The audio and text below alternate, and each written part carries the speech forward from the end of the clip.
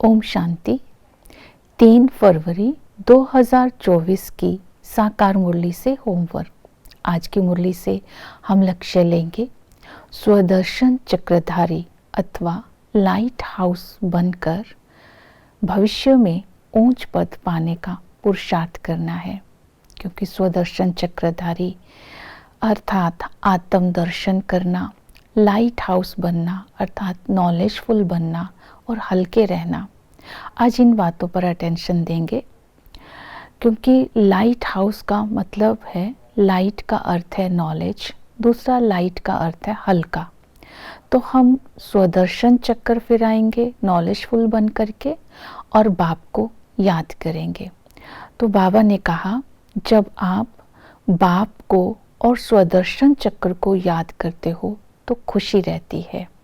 तो आज सारा दिन खुशी से भरपूर रहने के लिए जो बाबा से ज्ञान मिला है उस ज्ञान धन का सिमरन करते रहना है। स्वदर्शन अर्थात आत्म दर्शन, पूरे चक्र में स्वयं के पार्ट को देखना है और पूरे चक्र में स्वयं की पोजीशन को देखना है। तो इसको देखते रहेंगे तो आत्मा को खुशी रहेगी। जब आदि में हम आत्माएं आते हैं सतयुग में, तब हम डबल सिर ताज होते हैं। धीरे धीरे हमारा सिंगल ताज हो जाता है और उसके बाद हमारी राजाई चली जाती है, आत्मा तमो प्रधान बन जाती है।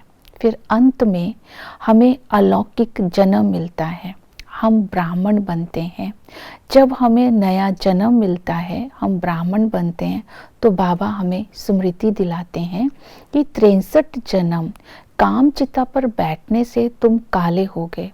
अब तुम ब्राह्मण बने हो तो सर्टेन है तुम ही देवता बनेंगे। तो सारा चक्र बाबा हमें स्मृति में दिलाते हैं। हम ब्राह्मण सो देवता, सो क्षत्रिय, सो वैश्य, सो शूद्र। जैसे ही बाबा हमसे मिलते हैं तो हमें तीसरा नेत्र दे देते हैं। तीसरे नेत्र का मिलने से ही हम तीनों कालों को स्पष्ट रूप से देख सकते हैं। तो इस तरह आज स्वदर्शन चक्रधारी बनने का पुरुषार्थ करना है। दूसरी विधि बताई कि लाइट हाउस बनना, स्वदर्शन चक्रधारी बनना, तो वही बन सकती है आत्मा जिसके अंदर पवित्रता की धारणा होती है, जो माया जीत बनते हैं। तो माया जीत बनने के लिए बाबा ने कहा अब कोई भी गफलत नहीं करो। अगर गफलत करेंगे तो माया से हार खा लेंगे। इसलिए आत्म अभिमानी बनने का आत्मा के पाठ को पक्का करो।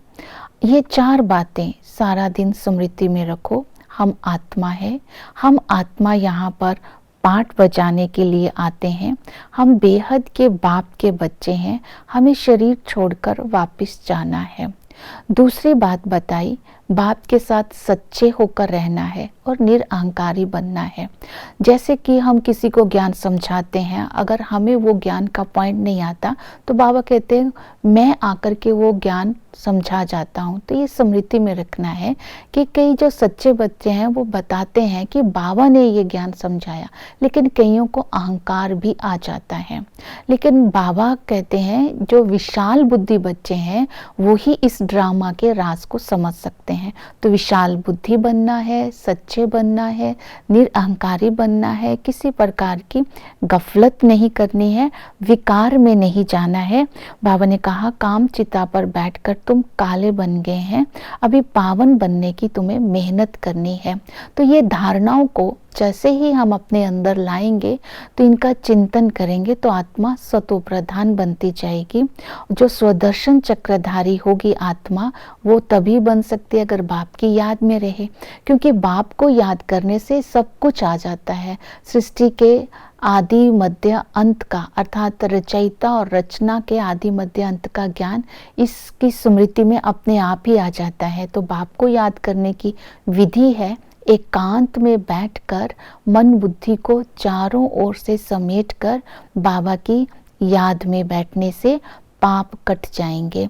आत्मा एवर हेल्दी एवर वेल्दी बन जाएगी। तो याद करते रहना है बाबा को।